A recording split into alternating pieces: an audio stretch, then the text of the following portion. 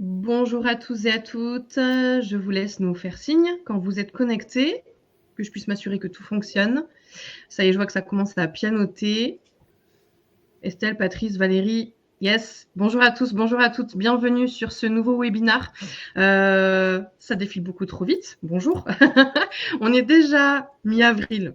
C'est incroyable. À chaque fois qu'on fait un webinar, je dis la même chose, mais c'est vraiment ce que je ressens.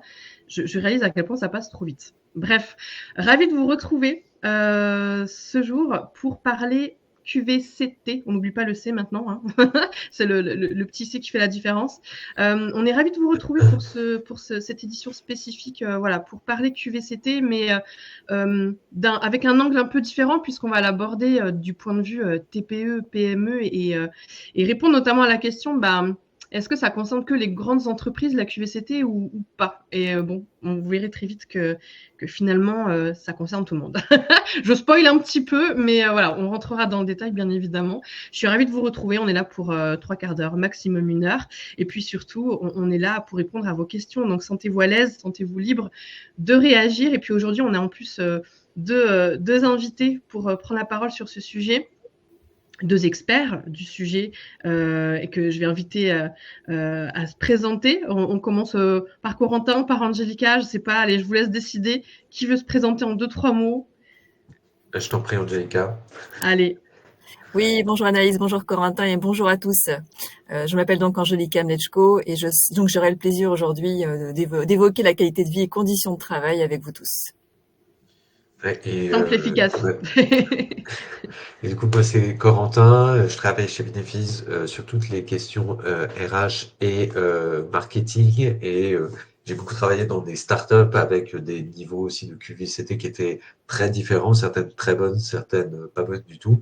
Et ça nous a permis de construire des modèles et des façons de faire qui, je pense, ont pas mal d'impact et qu'on va vous présenter. Mais parfait. Et pour répondre à la question, Hervé, oui, vous pouvez réagir dans le chat, absolument. Le chat, c'est chez vous. Vous faites ce que vous voulez, vous nous dites ce que vous voulez, vous posez vos questions. Là, c'est votre espace à vous. Et moi, je me fais votre porte-parole. Je serai attentive à vos réactions. Du coup, pour entrer dans le vif du sujet, avant même qu'on redéfinisse ensemble, et en particulier avec Angelica, ce qu'est la QVCT, j'aimerais bien vous poser la question à vous, l'audience aujourd'hui. Quelle est votre définition finalement de la QVCT? Si vous deviez définir ça, pour vous, qu'est-ce que c'est que la QVCT? Avec vos mots, à vous, voilà, dites-nous ça dans le chat, on vous lira en suivant. Et puis peut-être que, Angelica, tu peux commencer en nous éclairant, en nous disant quelle est donc cette fameuse définition et surtout les enjeux? Tout à fait. Alors, qualité de vie au travail a été récemment renommée qualité de vie et conditions de travail depuis décembre 2022, dans la mesure où on se rendait compte que la QVT était plutôt portée sur, on va dire, le côté un petit peu marketing du bien-être. Et avec l'ANACT, qui est donc l'Agence nationale pour l'amélioration des conditions de travail, ils ont voulu insister sur l'amélioration des conditions de travail et donner la possibilité aux collaborateurs aussi de s'exprimer dessus. Je vous ai partagé la petite pétale de fleurs de l'ANACT, justement, qui évoque les 6 piliers sur lesquels on peut s'appuyer. Donc, on se rend compte qu'il y a des sujets qui concernent toutes les entreprises, que ce soit les relations de travail, que ce soit la santé au travail, qui est aujourd'hui un vrai sujet, le contenu du travail, savoir ce qu'on en fait, les compétences et bien sûr le parcours professionnel en termes de carrière, l'égalité professionnelle pour tous, et bien sûr le management participatif avec l'engagement. Donc voilà, c'est 6 grands thèmes sur lesquels on va pouvoir s'appuyer. Et quelque part, on se demande à qui ça sert, mais c'est surtout pour les salariés, c'est avec et pour les collaborateurs, je dirais. En termes d'enjeux, 3 enjeux principaux que je vous ai notés, à savoir l'enjeu de travail. On parle beaucoup aujourd'hui d'autonomie, de sens du travail, également de la collaboration. Les enjeux sociétaux, c'est bien sûr l'équilibre des temps de vie, surtout lorsqu'on a aujourd'hui un mode hybride, lorsque le télétravail s'invite, la diversité, etc. Donc il y a énormément de sujets qu'on peut aborder autour de ces enjeux-là. Et bien sûr, l'enjeu de performance, n'oublions pas, c'est aussi comme ça que l'entreprise vit.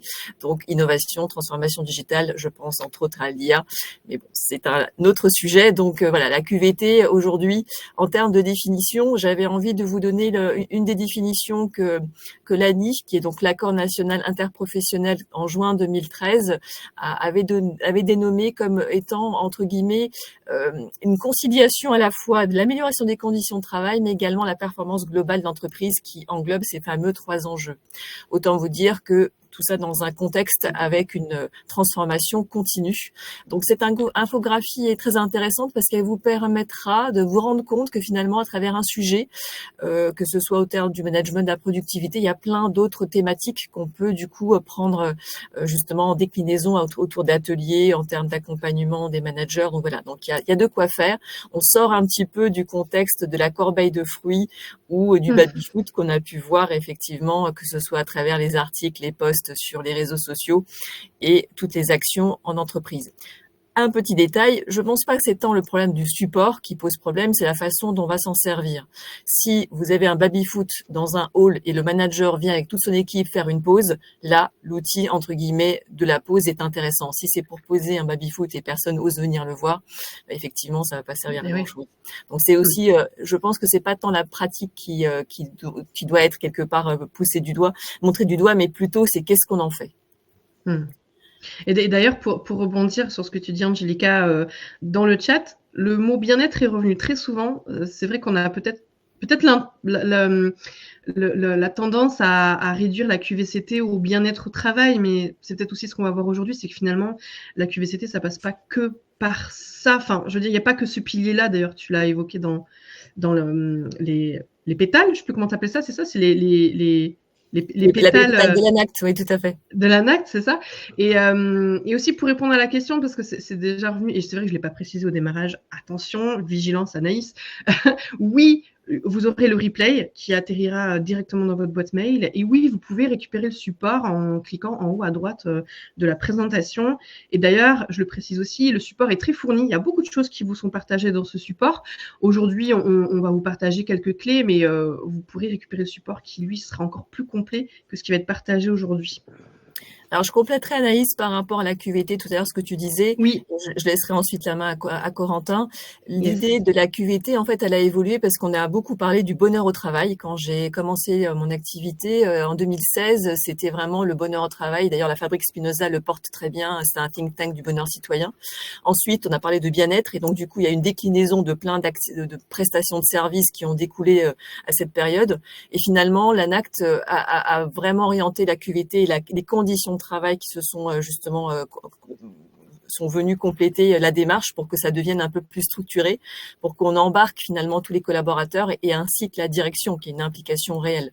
D'où le fait qu'aujourd'hui, on va parler du droit à l'erreur, qu'on va pouvoir évoquer la reconnaissance, etc., tous ces sujets qu'on peut porter au travers du management. Super. Oui, absolument. Et justement, voilà, QVCT, c'est des sujets qui sont aujourd'hui, on a vu à la fois dans les pétales et dans la roadmap, c'est des sujets qui sont très complets et qui peuvent aujourd'hui prendre des proportions assez énormes dans les entreprises parce que finalement, c'est une grosse visée englobante de tout ce qui peut se passer dans les RH.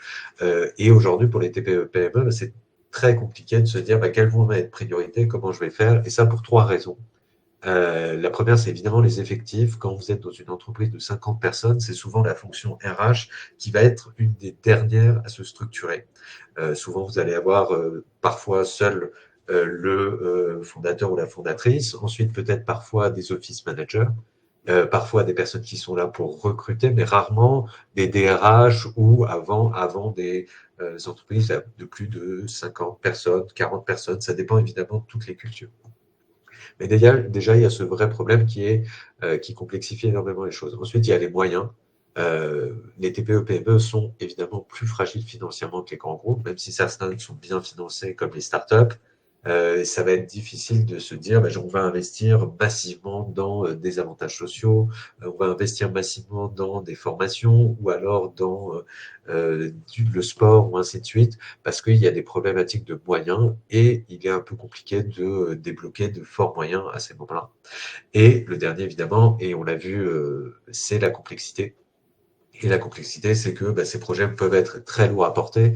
Et effectivement, quand on a des effectifs assez limités et des moyens qui le sont aussi, c'est difficile de se projeter dans des projets qui vont prendre des années, des mois, et où on va avoir une approche très globale de la QVCT. Et c'est pour ça qu'on va aussi vous proposer dans la prochaine partie une façon de hiérarchiser vos actions et un peu le must-have de ce que vous pourriez faire quand vous êtes dans une petite entreprise.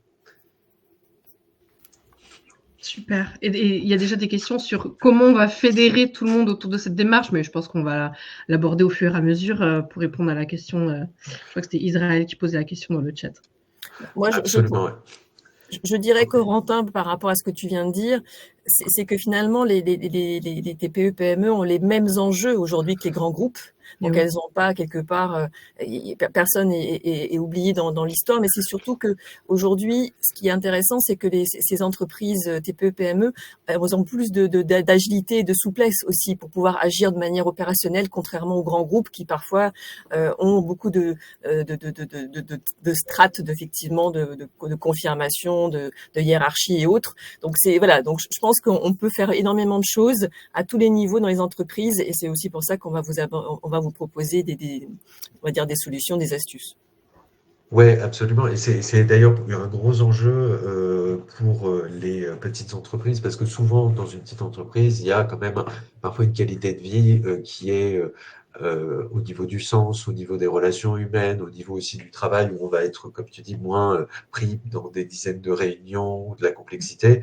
On va souvent se dire, je trouve plus de sens et je me sens mieux dans ma petite entreprise. Par contre, au niveau de la qualité de vie, sur, par exemple, la rémunération, les mutuelles, sur tous ces sujets-là, on est souvent un peu à la ramasse. Et donc, on va essayer de voir comment on peut créer des modèles dans lesquels la petite entreprise, finalement, a l'avantage d'être une entreprise dynamique et dans laquelle on va créer des relations humaines souvent, on va dire, plus intéressantes, mais à la fois dans lesquelles on n'est pas en reste par rapport au et du coup, ça nous amène à notre deuxième partie. Et la deuxième partie, c'est une fois qu'on a dit ça, c'est comment on va construire cette stratégie de QVCT.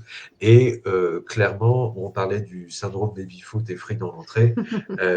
Le sujet, en fait, dans les petites entreprises est vraiment encore plus fort que dans les grands groupes, parce que souvent, quand les grands groupes vont rajouter, on parle souvent de Google, par exemple, qui avait fait des toboggans ou aussi des toboggans, mettaient des fruits, des traiteurs et tout ça. Et on se disait, Google, c'est incroyable et ils recrutent grâce à ça. Alors, il y avait ce côté un peu fun, un peu ludique qui permettait de montrer que c'était un super employeur, mais il faut aussi se rassurer sur le fait que Google, avant ça, avait quand même des rémunérations assez incroyables, des mutuelles incroyables, des localisations géniales, et en fait, avec vraiment tous les étages de la pyramide avant étaient parfaitement remplis et les startups ont voulu, ou des petites entreprises ont voulu aussi imiter ça, mais finalement en ne s'attaquant pas du tout, en payant en dessous du marché, en ayant des couvertures santé qui sont assez faibles, en ayant des processus de management qui sont pas du tout organisés, mais en se disant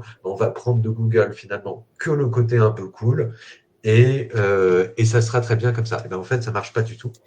Ça marche pas du tout. Et donc, pour nous, ce qui est important, c'est vraiment commencer, si on veut avoir rempli les problématiques, commencer par la base. Et donc, ça veut dire, aujourd'hui, très clairement, les premiers besoins des salariés, ça va être la santé, ça va être la rémunération, c'est ce qu'on appelle les besoins physiologiques et de sécurité. C'est vraiment se dire, je peux me projeter au moins très rapidement dans les prochains mois, je vais pas avoir de problème d'argent, je suis pas écrasé par le stress. Si je suis malade, c'est pas des problématiques de santé qui vont en plus me faire du mal financièrement. Et donc voilà. Et donc ça, c'est vraiment les premières bases. Et ensuite, peu à peu, on va aller chercher d'autres catégories, par exemple comme l'appartenance avec et l'estime avec le management, les besoins d'accomplissement aussi avec le sens.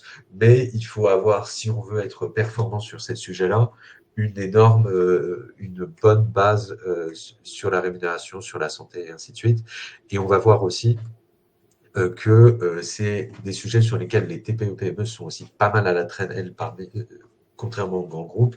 Aujourd'hui, il y a quasiment 13% des TPE-PME qui proposent de l'intéressement contre la quasi-totalité des grands groupes. Donc, on voit que sur ces sujets-là, il y a une grande marge de manœuvre et que c'est aussi la priorité des salariés. Je sais pas si Angélica, tu voulais compléter ou... Non, c'est clair, ouais. C'est très clair. Super, super. Et du coup, les grandes catégories qu'on va voir aujourd'hui, donc il y aura la santé, la rémunération, le management, la flexibilité et ensuite tout ce qui va être avenir et sens. Et on va commencer du coup par la santé. Bon, évidemment, la santé, c'est la base de la qualité de vie. La mutuelle, c'est le premier avantage social et c'est aussi un peu un contrat de confiance entre le salarié et et l'entreprise.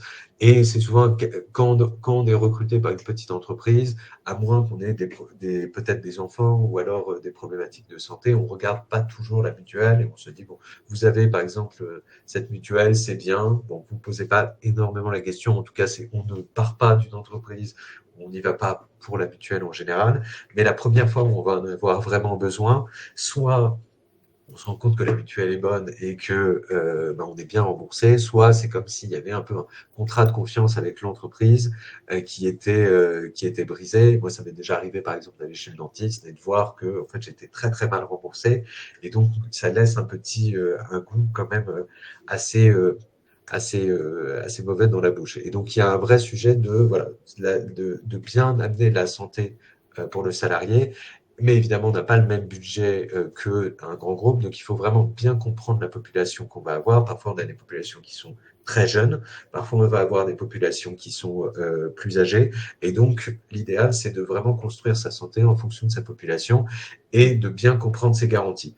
Vous parlez, je vois que Carole parle du coût de santé. Bah, nous, ce dont on se rend compte chez Bénéfice, c'est que quand on creuse vraiment profondément dans les contrat de santé, on se rend compte que parfois la santé est assez chère, mais pour une population très jeune, avec des garanties qui sont parfois délirantes pour certaines opérations, pour certains, par exemple pour le dentiste ou par exemple pour des choses qui arrivent beaucoup plus tard dans la vie.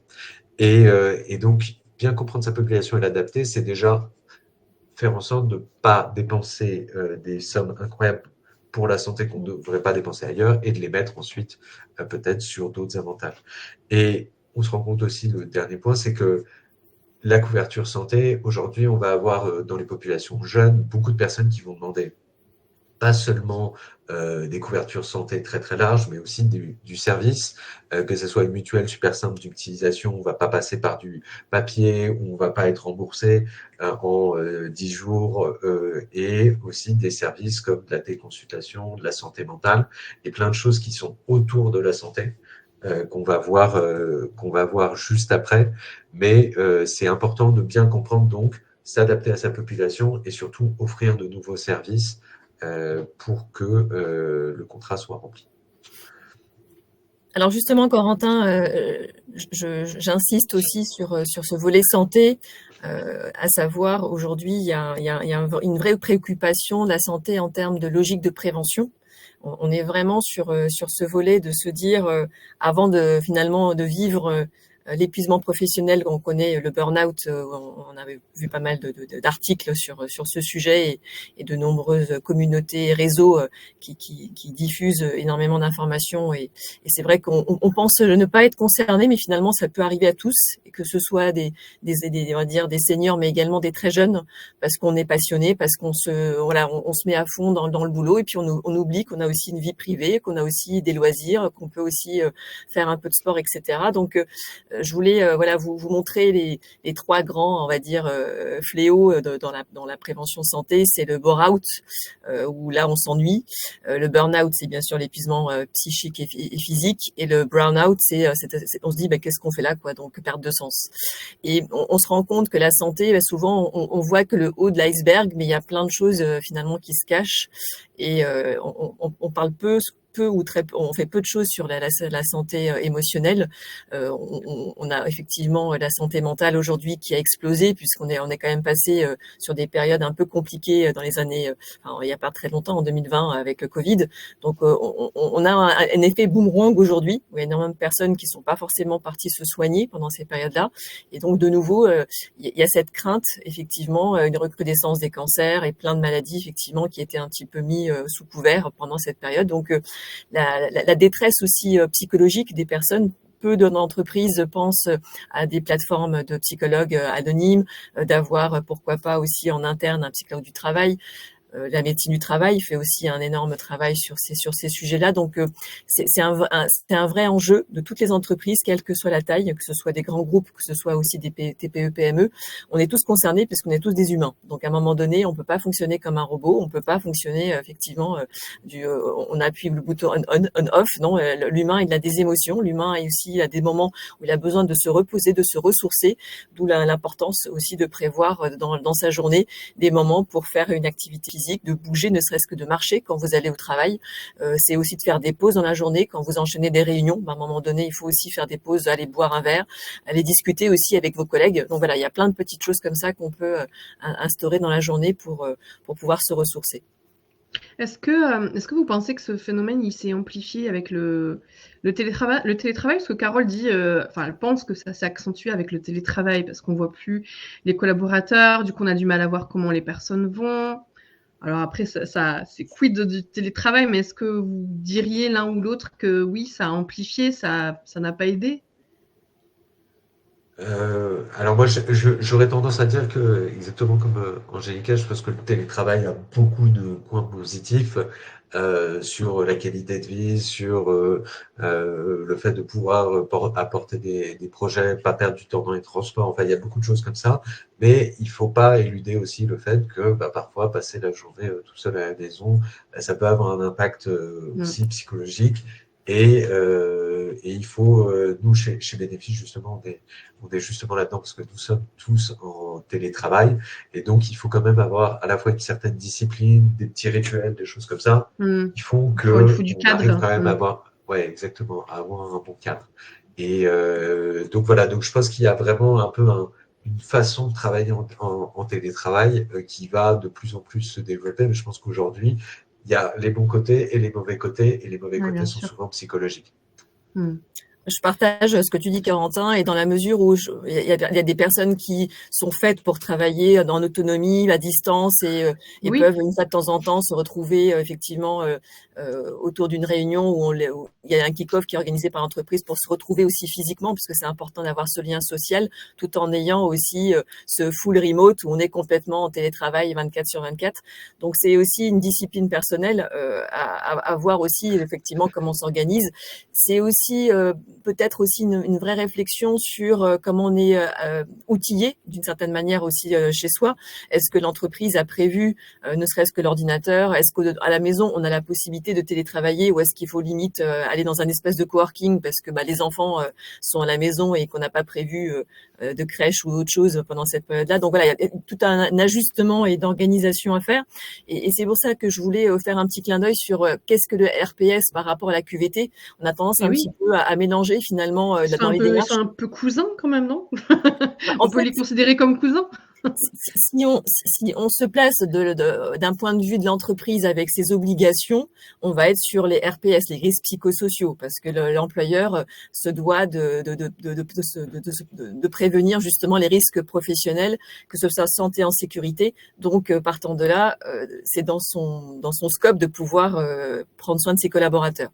À l'inverse, on voit que la QVT, la QVCT, elle s'appuie sur d'autres piliers, à savoir la culture d'entreprise, avec le fait que la direction va s'impliquer, va elle-même être quelque part dans l'exemplarité, va créer un état d'esprit dans lequel on va travailler en équipe, on va être dans la reconnaissance, on va travailler dans le feedback. Donc, on va mettre des outils de collaboration, on va mettre du coaching, on va mettre beaucoup plus, on va dire, de développement des soft skills, donc des qualités pour permettre aux gens d'être plus dans le relationnel finalement.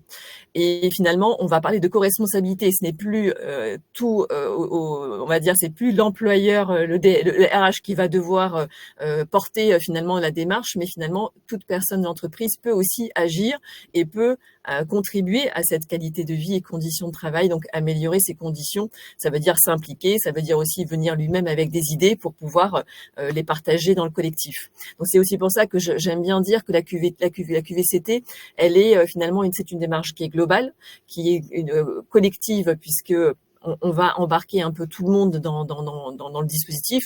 Et j'aime bien dire que c'est avec les collaborateurs, mais aussi pour les collaborateurs. Donc, on est vraiment sur ce partage de démarches. Et puis, participative, oui, bien sûr, parce que l'idée, c'est qu'effectivement, ce soit pas porté que par une seule personne. Même si on a besoin d'un chef d'orchestre, de quelqu'un qui va un peu structurer, organiser, c'est important d'avoir quelqu'un qui a un peu une ligne directrice sur ce qui va se passer le long de l'année pour gérer les budgets, pour gérer aussi des animations fortes tout le long de l'année. Mais c'est vrai que c'est l'implication de tout le monde permet d'avoir aussi un roulement et ça permet d'avoir une dynamique et du coup il y a une énergie qui perdure dans le temps. Donc même si quelqu'un demain part d'un poste, la démarche perdurera. Et c'est aussi pour ça que je voulais vous faire un petit clin d'œil sur le document unique d'évaluation des risques professionnels, qui est pas forcément connu de tous. Et pourtant, il est obligatoire à partir de la première personne qui est embauchée en entreprise. Donc les TPE, PME sont concernés également.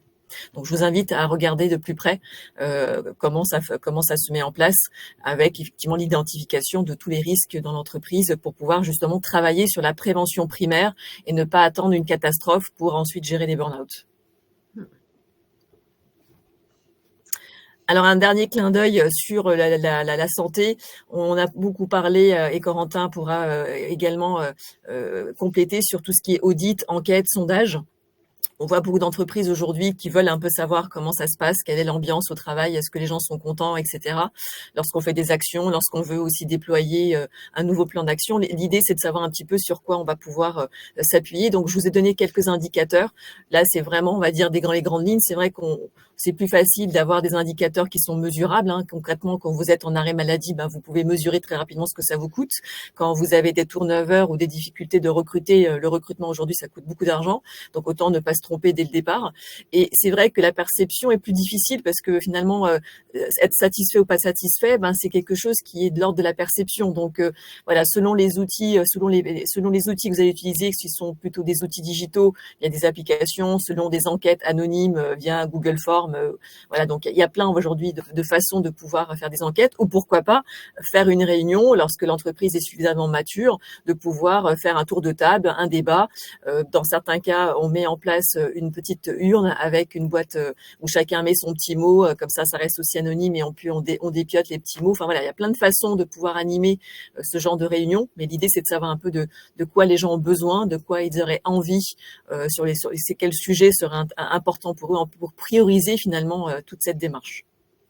C'est parfait, Angélica, parce que je pense que ça répond à quelques interrogations que j'ai vues passer, notamment tout à l'heure, c'est Joctane, j'espère que je prononce bien, qui disait, mais selon les secteurs, c'est peut-être plus compliqué à mettre en œuvre la QVCT, par exemple pour l'industrie, mais finalement, tu y réponds un petit peu parce que ça commence déjà par réaliser un audit, enquêter sur ce que veulent les salariés, sonder les salariés.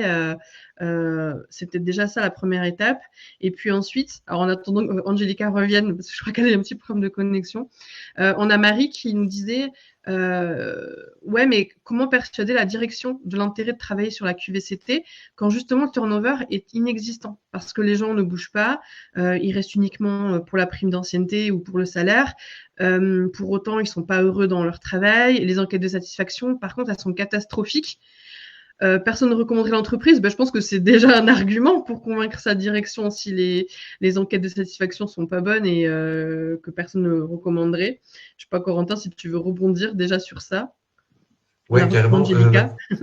Carrément. Sur ces sujets-là, c'est clair que si pour l'instant les gens ne bougent pas à cause de primes d'ancienneté, ça ne veut pas dire que si l'entreprise a qu'elle veut recruter sur des nouveaux projets, elle aurait du mal à être attractive. Ça veut dire aussi que si les gens trouvent d'autres emplois dans des boîtes peut-être plus dynamiques, en fait, ça crée une entreprise qui est plus faible en général. Une boîte dans laquelle les gens sont moins contents, c'est des boîtes dans lesquelles les gens peuvent à un moment partir.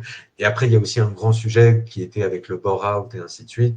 Des personnes qui sont pas satisfaites, c'est aussi des personnes qui vont être moins motivées. On peut plus les motiver en leur tapant potentiellement sur les doigts, mais en lui faisant se dépasser pour l'entreprise. Les personnes vont être moins créatives. Donc finalement, c'est une entreprise où on ne se rend pas compte forcément du manque à gagner, mais des équipes qui sont moins motivées et moins en phase avec leur entreprise feront jamais le petit extra step, enfin en tout cas la petite chose en plus qui aurait pu faire gagner beaucoup plus à l'entreprise.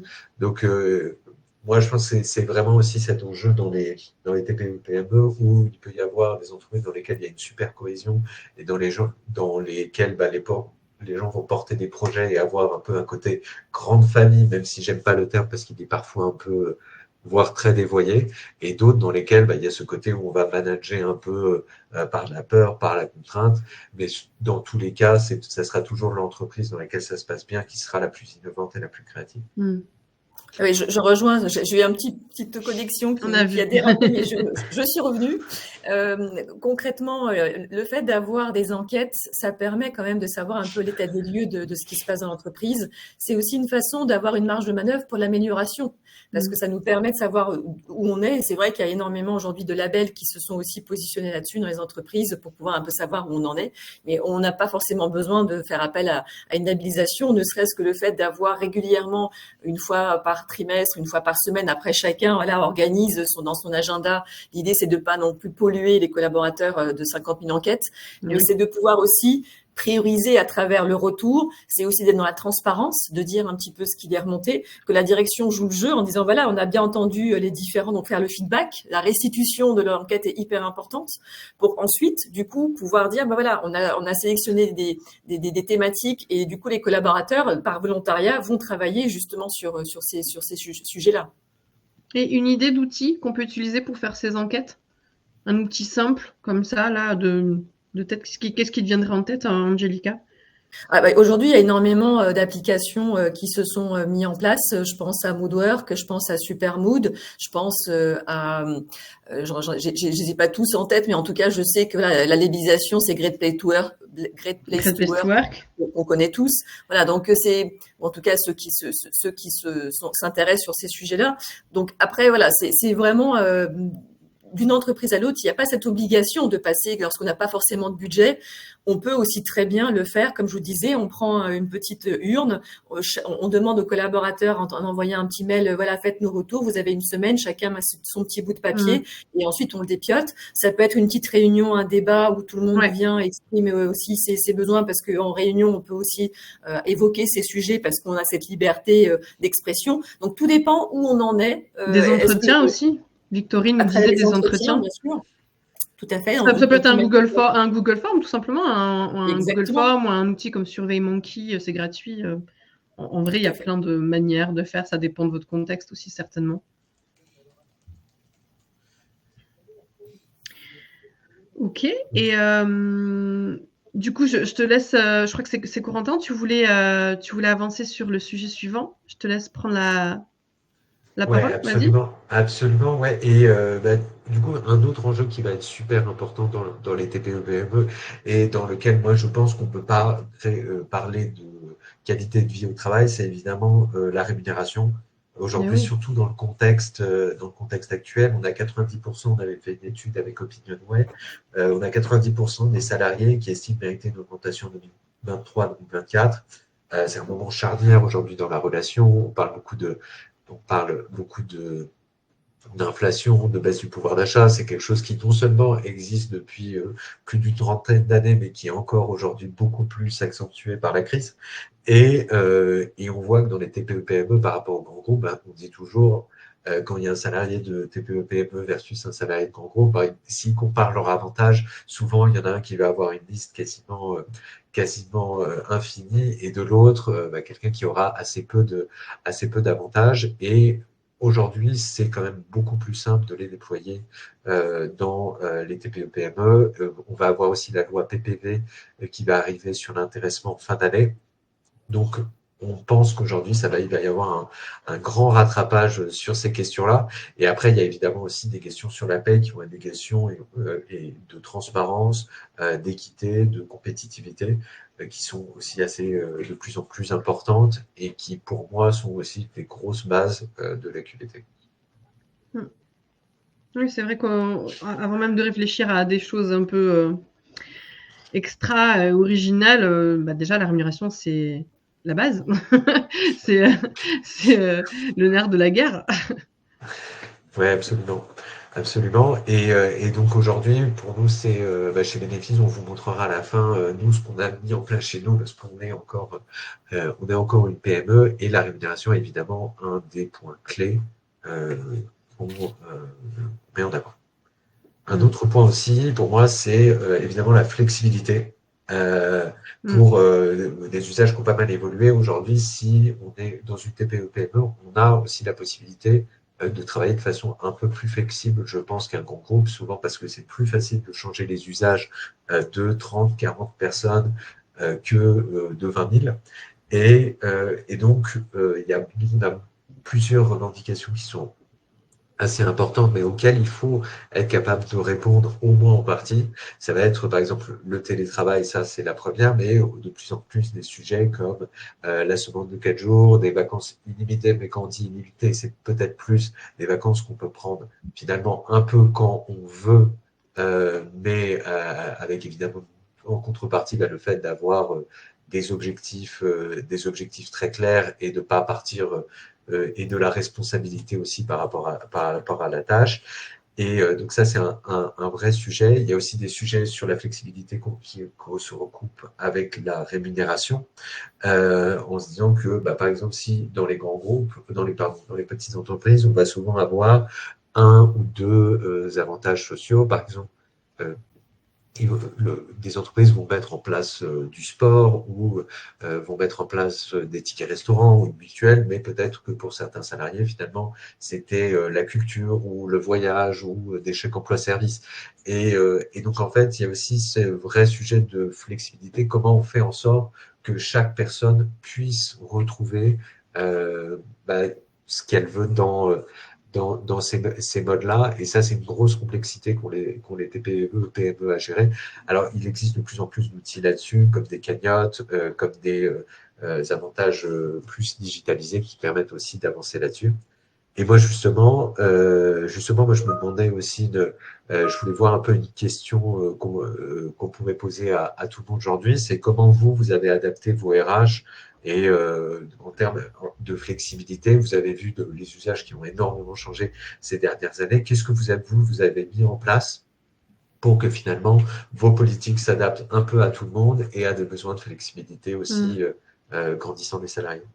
Et justement, Marie, elle disait, oui, mais la flexibilité, c'est tendu dans le secteur de l'industrie. Mais justement, je pense que c'est ça que tu veux nous amener à comprendre, Corentin, c'est que finalement, la flexibilité, c'est pas que le télétravail, c'est pas que la semaine de 4 jours, c'est aussi les sujets de rémunération, c'est l'organisation, ça passe aussi dans le management aussi. Enfin, moi, je trouve personnellement que la flexibilité, ça passe aussi par le fait de donner davantage d'autonomie, par exemple. Donc, en fait, je pense qu'il faut effectivement, selon le contexte, selon le secteur, faut se poser et se dire, OK, aujourd'hui, comment est-ce qu'on peut traduire la flexibilité, puisque nous, à notre niveau, on ne peut pas faire de télétravail, mais comment on peut l'exprimer, en fait, par quel levier autre que le télétravail? Ouais, exactement. Là, c'est très clair que même dans les métiers de service qui sont en lien avec de la clientèle, les métiers industriels aussi, ça va être malheureusement parmi ceux qui vont avoir le plus de complexité à gérer Oui. les métiers, le télétravail. Mais par exemple, on peut dire que de la flexibilité aussi, c'est d'avoir une politique d'avantages sociaux qui, au lieu d'avoir juste une bonne mutuelle, mais finalement, il y a des personnes qui sont très jeunes qui ne consomment pas du tout la mutuelle, donc votre investissement, aussi fort soit-il, a quasiment pas d'impact sur leur satisfaction. Euh, Par contre, peut-être qu'ils ont un jeune enfant et qu'ils auraient aimé avoir une place en crèche ou avoir des chèques emploi-service pour la garde des enfants. Donc, l'important, c'est de voir comment vous pouvez mettre des solutions qui, à la fois s'adaptent à des personnes qui auraient besoin de mutuelles et d'autres qui pourraient piocher dans des cagnottes pour utiliser ça sur tous leurs besoins. Donc, la flexibilité, c'est pas que le temps, mais c'est Ouais. en fait s'adapter aux besoins de chacun. Hmm. Oui, et on peut compléter, enfin vraiment, et c'est l'organisation, c'est ce que vous disiez tous les deux tout à l'heure. On est vraiment sur la notion de comment je m'organise au quotidien et lorsque je fais un poste spécifique, peut-être qu'il y a un challenge à relever. Au final, c'est peut-être faire des vies ma vie pour s'interroger un petit peu finalement, c'est quoi mon quotidien, c'est quoi les tâches que je fais. Ça permet aussi de mettre en lumière que peut-être il y a des process d'amélioration sur des tâches qu'on peut peut-être faire différemment ou plus vite pour se dégager du temps pour faire des choses qu'on préfère, qu'on aime faire. C'est aussi travailler avec un groupe de travail sur des sujets où chacun va finalement venir avec ses idées et quelque part on peut ressortir avec des solutions auxquelles on n'aurait peut-être pas pensé C'est soi-même. vrai. Donc Hmm. c'est aussi ça, c'est peut-être aussi une transformation qui nécessite un petit peu plus de courage managérial et que la direction accepte finalement qu'on remette un petit peu tout sur le tapis et qu'on essaye de peut-être revoir certaines façons de fonctionner entre les équipes, que ce soit mettre en place le télétravail ou pas, comment on organise le travail avec des tâches spécifiques. Donc voilà, c'est aussi ça la flexibilité, c'est savoir se remettre en question et s'adapter. Hmm. C'est vrai. C'est une belle conclusion Absolument. au sujet de la flexibilité. Et Corentin, pour répondre à ta question, Carole nous dit que elle, dans son ancienne entreprise, ils ont mis en place les congés illimités. Tu vois, c'est un sujet qui est revenu plusieurs fois. Et puis d'autres se questionnent sur le fait de passer à la semaine de 4 jours. Donc, tu vois, tu demandais tout à l'heure qu'est-ce que vous avez fait à votre niveau, mais je pense que ça rejoint un peu ce que vous disiez l'un et l'autre, c'est que ça dépend des contextes et finalement, on peut trouver différentes réponses. Et justement, Angélica, elle évoquait le management. Je l'évoquais un petit peu aussi. C'est aussi un des gros sujets en termes de QVCT Oui, que vous vouliez absolument, aborder. absolument, absolument, merci. Oui, le management, c'est aussi un sujet très important et aussi très complexe. Ce qui, pour moi, est vraiment important pour les TPE, PME, ça va être de mettre en place au moins un cadre clair euh, qui n'a pas besoin d'être incroyablement compliqué, mais qui au moins doit exister. Et c'est aujourd'hui très rare qu'il y ait ce cadre bien mis dans les petites entreprises par rapport aux grands groupes. Donc, c'est des choses simples, mais c'est mettre par exemple des objectifs assez clairs, atteignables, plutôt transparents aussi dans l'entreprise, qui vont motiver sans inhiber que voilà une entreprise avec des objectifs clairs et qui ruissellent assez bien sur les salariés, c'est déjà pour moi une première étape vraiment importante. Il y a plein de méthodes pour le faire. Par exemple, on parle des OKR, qui est assez utile, mais c'est déjà la base pour qu'il n'y ait pas de problème de burn-out, d'incompréhension et ainsi de suite. Ensuite, c'est mettre en place des rituels managériaux assez bien gérés. Alors là, de ce côté-là, vous avez plein de choses qui peuvent être mises en place, mais d'avoir des moments où le salarié peut s'exprimer, peut faire remonter les problématiques, peut comprendre en fait comprendre comment il peut bien travailler avec son manager et faire en sorte que la relation ne se casse pas, mais s'améliore au fur et à mesure des années. Et après, une fois qu'on a ça, vous allez avoir évidemment énormément de petites touches dont Angelica pourra aussi beaucoup vous parler, mais sur la bienveillance, l'empathie, la reconnaissance, la transparence, culture du feedback et ainsi de suite. Ce qui est difficile dans ces petites entreprises, c'est que souvent, ça va aussi beaucoup venir de la personnalité des dirigeants et de l'importance qu'ils mettent sur ce management. Souvent, parce que les dirigeants vont forcément un peu jouer à la police avec leur manager, et s'ils voient un manager qui a une action pas du tout adaptée, qui peut être agressif, ou enfin, on peut imaginer énormément de choses, qui recadre pas, souvent ça aussi, ça peut décaler les choses. Donc, il faut vraiment de ce côté-là il y a une volonté du dirigeant parce que c'est cette personne-là qui va faire aussi ruisseler tous ces enjeux-là. Hmm. Et justement, puisqu'on parle management, il y a Didier qui nous dit d'accord pour le management, mais qu'en est-il de la direction si elle n'entend rien ou qu'elle ne veut rien entendre? Alors, je sais pas, peut-être qu'Angélica, tu veux rebondir sur cette question. Alors concrètement, aujourd'hui, la direction, c'est souvent effectivement les personnes qui se sentent les moins concernées finalement par tout un tas d'actions qu'on demande aux managers ou aux collaborateurs, que ce soit de déployer du coaching ou d'autres pratiques. Donc le fait de les toucher va passer par d'autres biais, parce que je vois régulièrement que on va faire des réunions pour un petit peu donner l'état des lieux, on fait des reportings, on voit un petit peu ce qui fonctionne, ce qui fonctionne pas.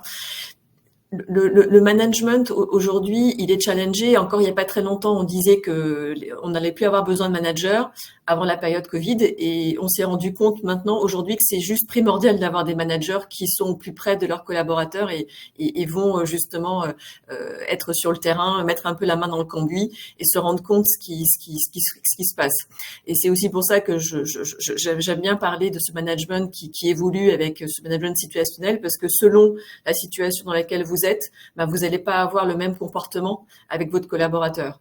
Donc, c'est aussi aujourd'hui quelque chose qui va dans les deux sens. C'est-à-dire que vous avez le management qui va faire descendre l'information, donc la direction qui fait descendre l'information au manager, qui fait descendre l'information au collaborateur, et donc il y a quelque part ce respect hiérarchique. Mais à l'inverse, aujourd'hui, les collaborateurs commencent aussi quelque part à avoir envie que ça change, que ça bouge, et les projets peuvent être aussi menés par le bas pour le pousser au niveau de la direction, et c'est aussi pour ça que les audits, les enquêtes, ça permet d'avoir aussi un peu le baromètre de l'entreprise pour savoir ce qui fonctionne, et à l'inverse, s'il y a des sujets qui vont poser à un moment donné un problème, conflit et autres. Donc, c'est toute la difficulté, et c'est aussi pour ça que beaucoup d'entreprises préfèrent traiter la prévention santé que finalement traiter le management, parce que c'est le seul sujet sur lequel on n'a pas trop envie de se remettre en question, parce que comme Corentin disait, on a parfois des dirigeants qui ont un certain âge, qui ont une certaine façon de fonctionner, qui tant que ça fonctionne, pourquoi changer si jusqu'à présent tout roule.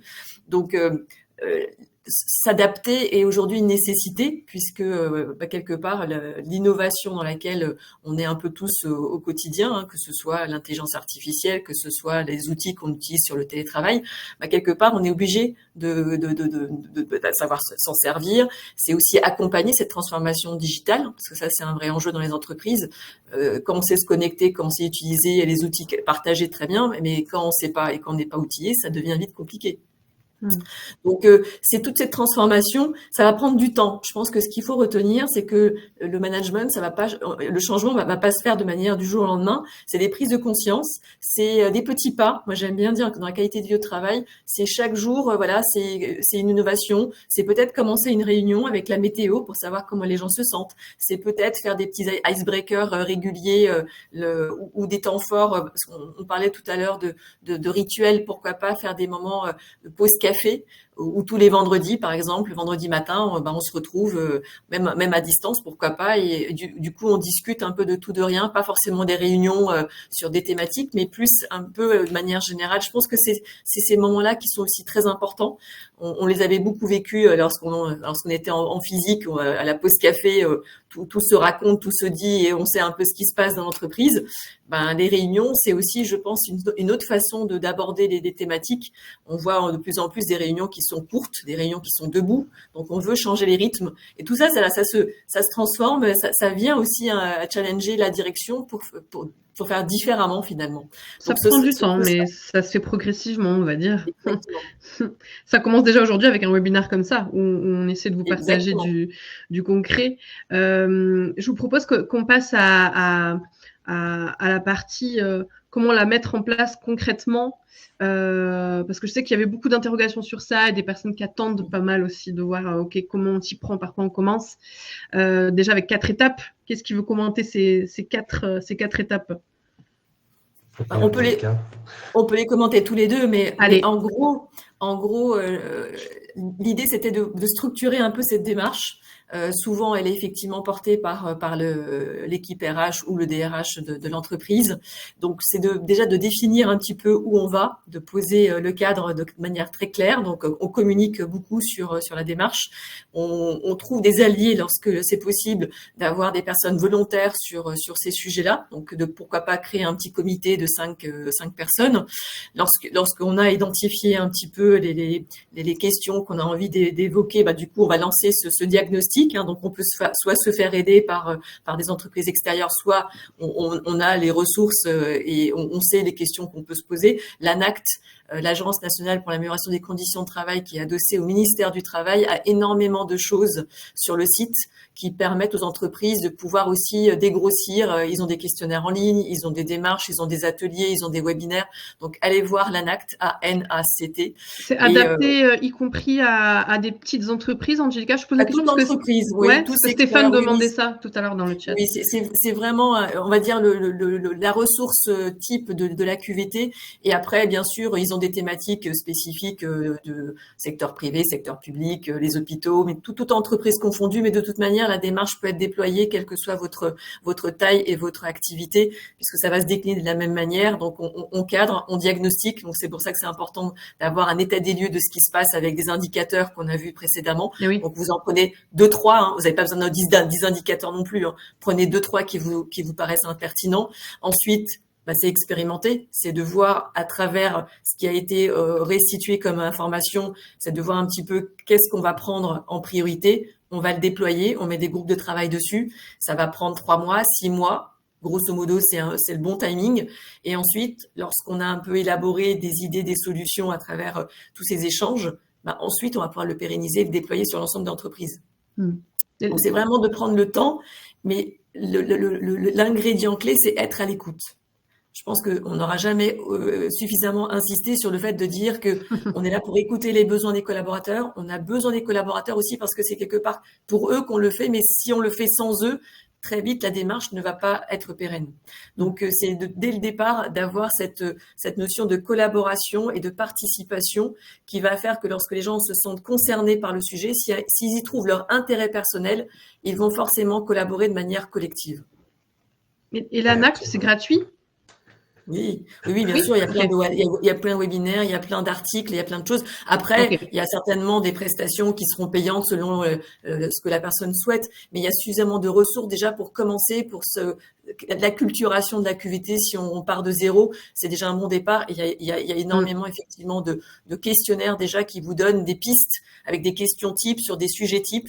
Parmi les 6 thématiques qu'on a abordées sur les relations de travail, santé, travail, etc., vous avez déjà énormément de choses qui vous permettront déjà de démarrer sans forcément avoir des budgets conséquents. Ok.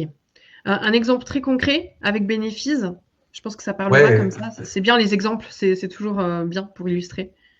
Oui, exactement. Nous, chez Bénéfice, on a mis en place ce qu'on voudrait, ce qu'on imaginait comme méthode QVT la plus efficace. Et donc, pour vous donner un peu les idées, on a sur la rémunération, on a évidemment étant une entreprise qui met en place des stratégies d'avantages sociaux, on a des packages de rémunération qui sont vraiment boostés par les avantages sociaux, avec une cagnotte, avec de l'intéressement, ce qui fait que les salaires sont vraiment compétitifs par rapport au marché et que même avec le même budget de TPE-PME qui doit croître et qui doit se développer, on est quand même capable d'avoir des salaires qui sont compétitifs par rapport à des grands groupes. Pour la santé, on a une mutuelle qui est vraiment adaptée à notre population et 100% digitalisée et 100% prise en charge par Bénéfice. Donc, on essaye vraiment d'avoir le top de ce côté-là et de bien comprendre quelles sont les consommations pour être sûr que personne ne soit lésé de ce côté-là. Sur la flexibilité, on est, nous, totalement en télétravail avec une cagnotte flexible, avec aussi tout ce qu'on avait dit sur les vacances. Alors évidemment, il y a un principe de responsabilité qui fait qu'on ne part pas au moment où tout le monde a besoin de nous. Mais on n'a jamais de problème de ce côté-là. Ce management est plutôt une entreprise libérée où on donne le cap et chacun ensuite pose ses priorités avec, on sait exactement où l'entreprise va avec les OKR et puis chaque spécialiste, que ce soit du marketing, des sales ou ainsi de suite, va dire voilà comment on pense y arriver et ensuite on le fait. ce qui nous permet vraiment de responsabiliser tout le monde et de faire en sorte que tout le monde se sente vraiment intégré à la, au projet et voilà, et aussi d'entreprises dans lesquelles il fait plutôt bon vivre avec beaucoup de bienveillance qui est à tous les points de management. Et enfin, évidemment, sur le côté avenir et sens, nous, on est une boîte qui a pour moi un gros impact sur les RH, que ce soit sur la capacité de proposer des meilleurs packages de rémunération. Donc, on croit en ce qu'on fait, on sait que ça apporte à nos clients. Et après, on est aussi associé au capital. Et ça, pour moi, c'est aussi quelque chose de très important. On n'a pas eu le temps de le voir dans la partie, mais de se dire, quand la qualité de vie, c'est aussi de se dire, je peux me projeter à quelques années et de se dire, je le partage à un projet qui peut-être m'aidera à acheter une maison, acheter une voiture, acheter quelque chose. Et mon travail n'est pas juste là pour enrichir les personnes qui possèdent le capital, mais aussi, pour moi, je vais avoir, disons, une une vraie réponse via mon travail. Donc, c'est toutes ces choses-là qui, pour moi, sont vraiment les piliers de la QVT et on a essayé d'en avoir à chaque fois une réponse claire. Et après, on essaye évidemment d'apporter cette réponse-là à d'autres entreprises via nos produits. Il y a une vraie question, Corentin, qui n'arrête pas de revenir, c'est est-ce que ça recrute chez Bénéfice? Je crois que tout le monde est convaincu par la proposition de valeur de Bénéfice et a envie de rejoindre Bénéfice. Eh bien, alors oui, ça recrute absolument. Vous pouvez aller sur notre page Welcome to the Jungle si vous êtes intéressé. Pour l'instant, on recrute pas mal sur des sujets Ops et Sales. Après, n'hésitez pas évidemment à faire des candidatures spontanées. Ça sera avec grand plaisir qu'on les étudiera. Trop bien. Angelica, tu avais aussi un exemple à nous partager? Oui, bien sûr. De toute manière, la qualité de vie au travail, je crois que c'est une ressource à l'infini et il y a énormément de créativité aussi dans les démarches et dans les solutions.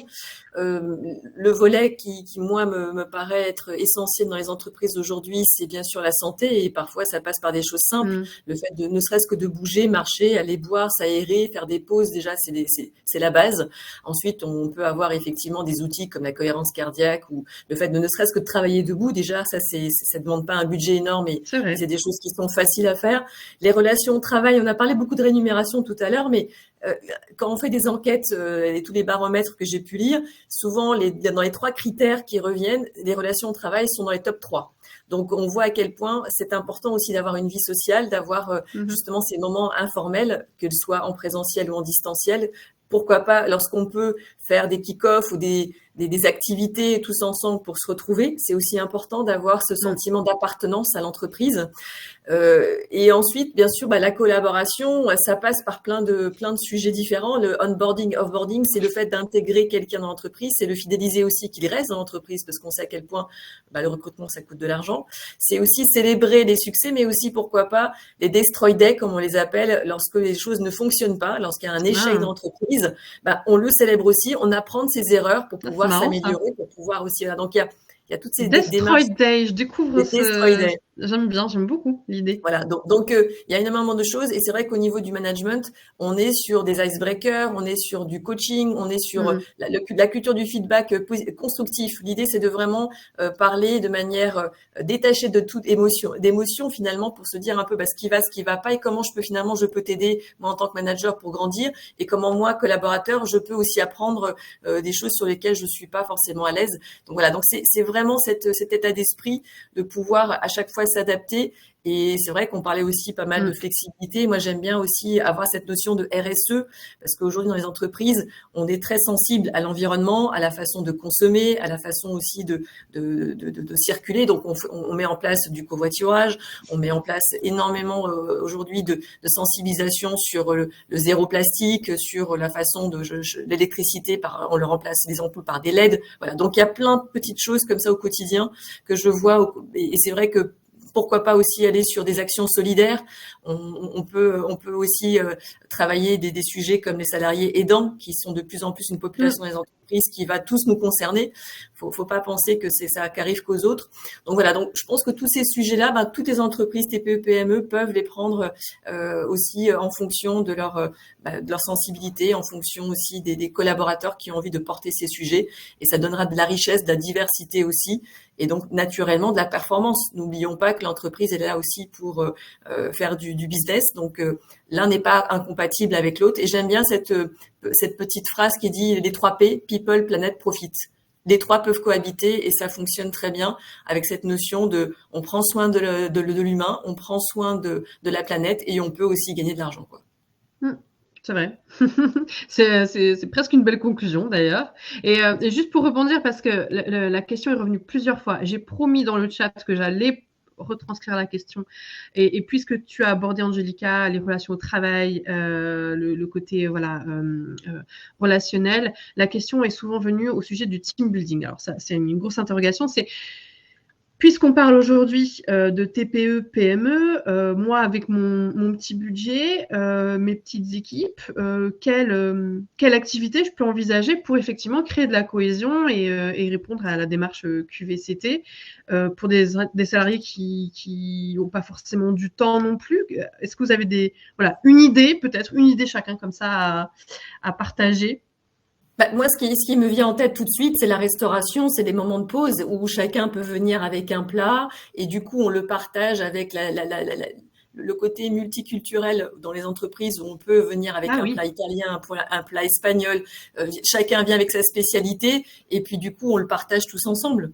Donc, c'est quelque chose qui peut se faire de manière assez facile et on a généralement dans les entreprises des salles de réunion, des espaces où s'il fait beau, on peut aller même dehors, pique-niquer, etc.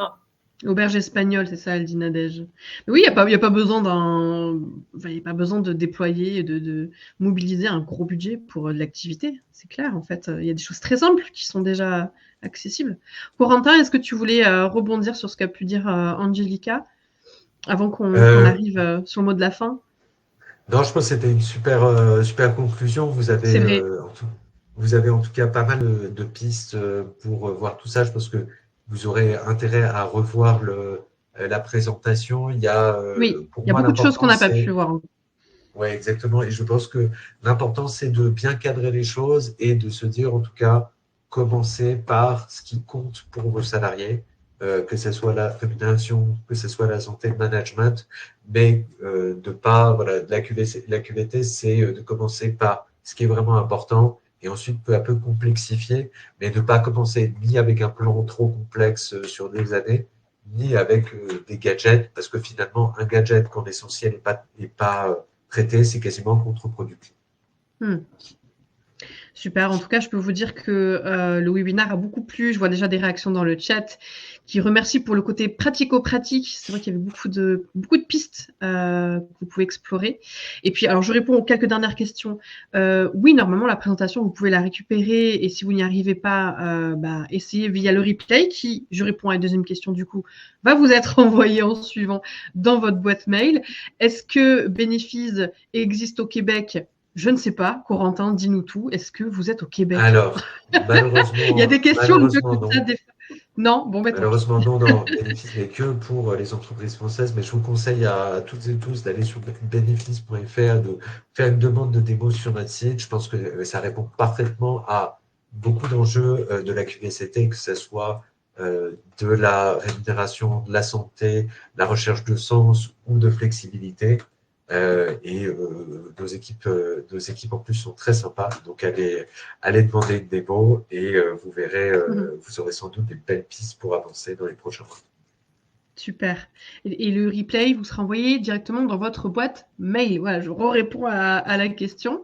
Bon, j'espère qu'on a pu répondre à toutes vos interrogations. Évidemment, on n'a pas pu répondre à tous et toutes au cas par cas. C'est compliqué pendant un webinaire, mais évidemment, si vous avez des questions, vous pouvez faire signe à Corentin ou à Angelica.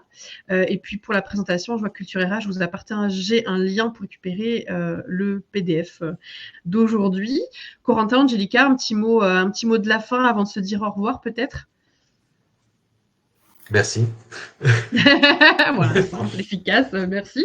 Angelica? Oui, merci. Et puis, petit pas par petit pas, la QVT s'invitera dans votre entreprise et vous verrez une vraie différence dans le temps. Donc un peu de patience et effectivement beaucoup de bien-être au quotidien avec des gestes simples. Au final, il faut peut-être pas prendre les choses de manière trop compliquée. La QVT, c'est une approche finalement qui doit être assez fluide, assez logique. Finalement, c'est de bon sens, voilà. Du bon sens, ouais, je trouve ça C'est du bien. bon sens. C'est bien résumé. Le mot juste, Angelica, on nous dit dans le chat. Bon, bah écoutez, moi, il me reste à vous remercier aussi. Merci, c'était très riche. On a vu beaucoup de choses et puis je pense que chacun repart avec des pistes ou en tout cas de la réflexion à explorer derrière. Avec Culture RH, on vous retrouve très vite. On est en train de travailler sur la programmation du mois de mai actuellement. Je peux d'ores et déjà vous dire qu'il y a un rendez-vous déjà calé, c'est le 30 mai, je crois, si je dis pas de bêtises. Culture RH va m'aider et partager le lien dans le chat. Un autre rendez-vous certainement mi-mai, mais pour l'instant, on ne peut pas encore tout à fait vous communiquer dessus. Mais comme d'habitude, hein, vous nous suivez sur le site, vous suivez notre newsletter. Pour ma part, vous pouvez me suivre sur LinkedIn aussi, avec plaisir pour discuter et poursuivre les échanges. Et puis, écoutez, bonne journée à tous. Un bon appétit pour ceux qui n'ont pas mangé. Et merci et à bientôt.